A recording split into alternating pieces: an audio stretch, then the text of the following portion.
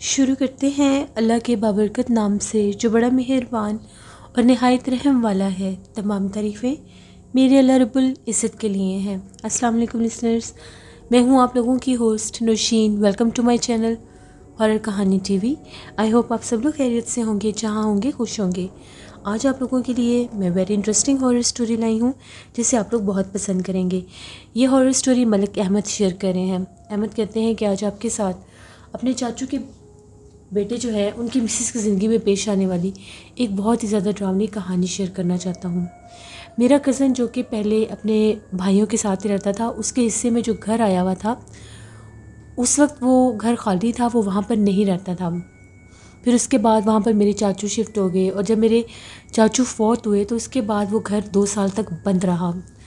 जब मेरे कज़न की शादी हुई तो वो अपनी मिसेस के साथ उसी घर में शिफ्ट हुआ। उन लोगों ने उस घर को पेंट्स करवाए और साफ़ सुथरा किया। उस घर में वो शिफ्ट हो गया। अब वल्लाह आलम ये नहीं पता कि उसकी जो मिसेस है उस पर पहले ही जन्नात का बसेरा था, साया था, या उस घर में आने के बाद उनके ऊपर जन्नात का बसेरा हुआ। बस हमारा कज़न जो है वो हमें ये कहता था कि मेरी जो मिसेस है वो पोजेस्ड है, यानी उसके ऊपर किसी जिन का साया है, किसी भूत प्रेत का उसके ऊपर बसेरा है। हमें इस बात की बिल्कुल समझ नहीं आती थी कि ये ऐसा क्यों कहता है। मुझे वो अक्सर बताता था और मैं उसकी इस बात को मजाक समझकर टाल देता था। वो बार बार कहता था कि नहीं, मेरी मिसेस जो है वो पोजेस्ड है, उसके ऊपर जिन का साया है। मैं कहता था ये वैसी बातें करता है, ऐसा कुछ नहीं है। जून जुलाई का ये महीना था और एक दिन बहुत ज़्यादा मूसलाधार बारिश हो रही थी। मगरिब से पहले का टाइम है। वो अपनी मिसेस को लेकर हमारे घर आ गया और उस टाइम उसकी मिसेस के ऊपर जिन की हाज़िरी हुई हुई थी। वो ये कहता है कि इसकी हालत ठीक नहीं है, आप लोग खुद देख लें, मैं इसको यहाँ पर ले आया हूँ, तो आप लोग प्लीज़ इसके ऊपर कोई दम वगैरह करें कि ये ठीक हो जाए। अब मैंने किसी से सुना हुआ था कि अगर आप आमिल नहीं हैं, अगर आपने कोई चिल्ला वगैरह नहीं किया या आपके पास किसी बड़े हस्ती का कोई इजाज़त नहीं है, तो आप अगर किसी का इलाज करेंगे, किसी साए जिनका कोई दम करेंगे, तो वो मखलूक आपके उसको छोड़कर आपके पीछे लग सकती है और आपको भी नुकसान दे सकती है। मैंने जैसे कैसे करके आंखों आंखों में इशारा किया अपने घर वालों को कि कोई भी दम ना करे इसे। उन्होंने कहा कि ठीक है। समझ गए वो मेरी बात को। हम उसको टालते रहे कि नहीं ये ठीक हो जाएगी, इसका कुछ करते हैं, इसको किसी के पास लेकर चलते हैं। ये हम लोगों की ज़िंदगी का पहला हादसा था कि हमने किसी को इस हालत में देखा। उसकी मिसेस की जो हालत थी वो खौफ ज़दा करने वाली थी। अजीबोगरीब तरह से वो बैठी हुई थी, बिल्कुल चुपचाप एक कोने में। कभी टिकटिकी बांध के देखने लग जाती, कभी अजीबोगरीब हरकतें करने लग जाती, कभी अजीबोगरीब हंसना शुरू कर देती। यानी इसको देखकर बहुत ज़्यादा खौफ आ रहा था। अब मैंने कहा कि या अल्लाह कोई मदद अल्लाह करे, अब इसका क्या करें। हम बाहर बारिश थी और इसकी हालत ये थी। कराची में मेरे एक दोस्त थे, तो वो एक साहिब हस्ती को जानते थे, बहुत रूहानियत थी उनके पास। उनसे रब्ता किया तो उन्होंने फ़ोन किया, उन्होंने उनको सारा मसला बताया, बात की। तो उनका ये कहना था कि ठीक है, अल्लाह पाक करम करेगा, इंशाल्लाह मैं इसको फ़ोन पर ही दम करता हूँ, तो देखते हैं अल्लाह पाक बेहतर करेगा।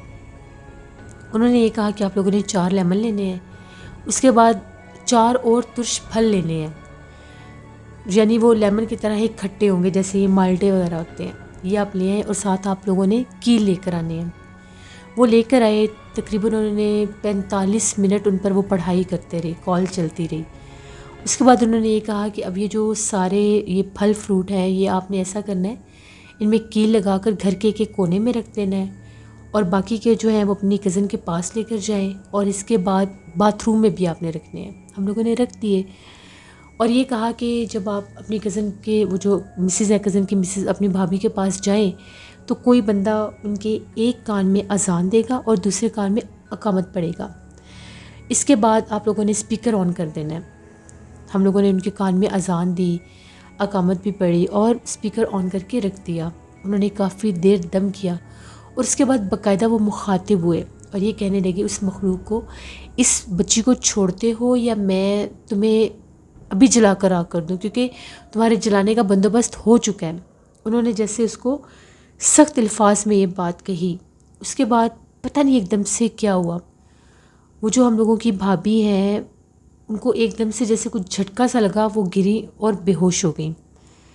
उनका ये कहना था कि हमने उनको बताया कि ये बेहोश हो गई हैं, तो उन्होंने ये कहा कि अब ना ये उन्होंने हमें कोई सूरत वगैरह बताई और कहा कि इनके चेहरे के ऊपर पानी के छींटे मारे, पानी के छींटे मारे। तो उनका ये कहना था वो मखलूक इनके जिस्म से जा चुकी है।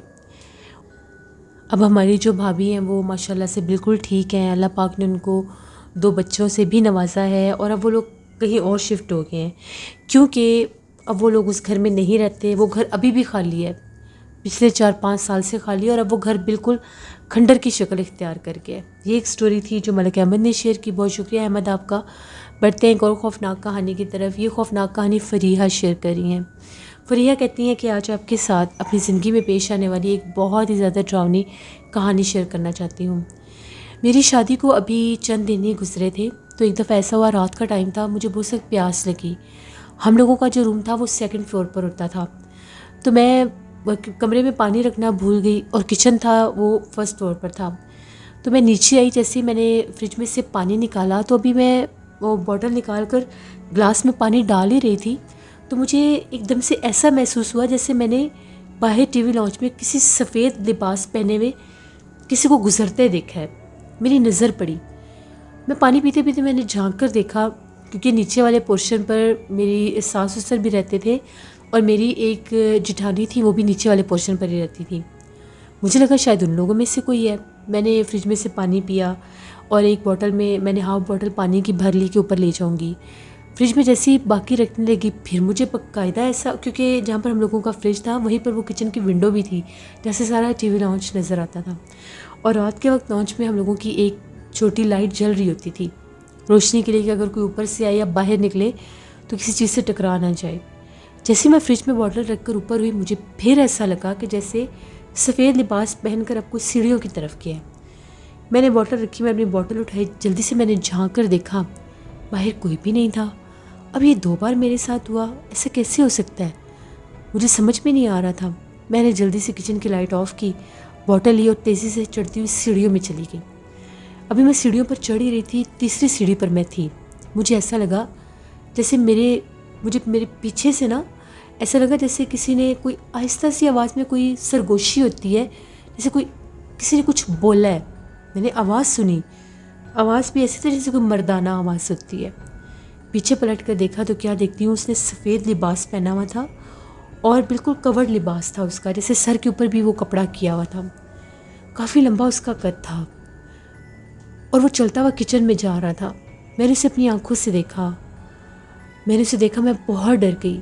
मैं भागती हुई अपने कमरे में गई। मैंने ज़ोर से कमरे का दरवाज़ा डर के बंद किया तो मेरे हस्बैंड की आंख खुल गई।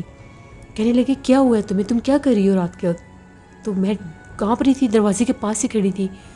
उन्होंने देखा ये तो हिलजुल नहीं रही, वो मेरे पास आए, मेरा हाथ पकड़ा और पूछा, क्या हुआ है तुम्हें, तुम तो ऐसे ठंडी हो रही हो, क्या हुआ है? मैं फिर भी इनको बस देखती जा रही थी, बोलने की हिम्मत ही नहीं हो रही थी। उन्होंने मुझे बिठाया, पूछा कि क्या बात है। मैंने बताया कि मैंने ऐसे देखा है कि जैसे अभी नीचे कोई चल फिर रहा था, मैंने खुद इससे देखा है। उन्होंने टाइम देखा तो 2:30-3 बजे का टाइम था। वो थोड़े से चुप कर गए, कहते कुछ नहीं होता, अल्लाह खैर करेगा, सो जाओ। मुझे कहाँ नींद आती थी, मैं कभी उठती थी कभी बैठती थी, वो भी जाग गए। उन्होंने मुझे फिर बताना शुरू किया, कहते कि हम लोगों के घर में एक बुज़ुर्ग मखलूक का बसेरा है और वो अक्सर रात के वक्त हम लोगों के घर में चलते फिरते नज़र आते हैं। वो किसी को नुकसान नहीं देते, वो बुज़ुर्ग जिन हैं और वो हमारे घर में ही रहते हैं। उनका जो बसेरा था, इन लोगों के बाहर लॉन की तरफ एक छोटा सा कमरा सा था, वो इन लोगों ने पता नहीं किस पर्पज़ के लिए बनाया था। वो कमरा खाली रहता था, बस जब मैं वहाँ पर आई तो मैंने यही सुना था कि वो खाली रहता है। अब वट एवर इन्होंने पता नहीं किस मकसद के लिए वो बनाया था, कुछ सामान रखने के लिए बनाया होगा। अगर सामान के लिए होता तो वहाँ पर कुछ सामान तो होता। उनका ये कहना था कि वहाँ पर उनका बसेरा है, उस कमरे में कोई भी नहीं जाता, बस उसकी सफाई करके उसको बंद कर देते हैं। लेकिन वो रात भर हमारे घर की रखवाली करते हैं और घर में चलते फिरते रहते हैं। उनसे डरने की ज़रूरत नहीं है और कोशिश करो कि तुम रात को अकेली नीचे ना जाओ। बस ये सुनने की देर थी, मैं बहुत डर गई। उसके बाद अब मेरी शादी को 4 साल हो गए हैं, मैं कभी भी अकेली नीचे नहीं जाती। हम लोग, अगर मेरी जेठानी ना हो या मेरे सास ससुर कहीं गए हों तो मैं उस दिन अपने हस्बैंड को कहती हूँ कि मुझे यहाँ पर रुकना ही नहीं है, मुझे मेरे घर छोड़ दें, क्योंकि मैं उस घर में अकेली नहीं रह सकती। बेशक वो वहाँ पर नेक बुज़ुर्ग हैं, उनका बसेरा है, लेकिन मेरे अंदर एक अजीब सा खौफ है। तो ये मेरी एक कहानी थी जो मैंने आपके साथ शेयर की। बहुत शुक्रिया फ़रीहा आपका। जैसे ये थी आज की कुछ हॉरर स्टोरीज़। आई होप आप लोगों को पसंद आई होंगी। आप लोग भी अपनी हॉरर स्टोरीज़ शेयर कर सकते हैं डिस्क्रिप्शन बॉक्स में दिए गए ईमेल आईडी noshinberg57@gmail.com पर। इसके अलावा आप लोग मुझे कमेंट बॉक्स में भी स्टोरी शेयर कर सकते हैं। आप सब लोगों को मेरी तरफ से दिली ईद मुबारक। अल्लाह इस ईद की ढेरों खुशियाँ आप सबको हम सबको नसीब करे, आमीन। अपना बहुत सा ख्याल रखिएगा। Thank you for listening my stories. Stay blessed. Allah निगहबान।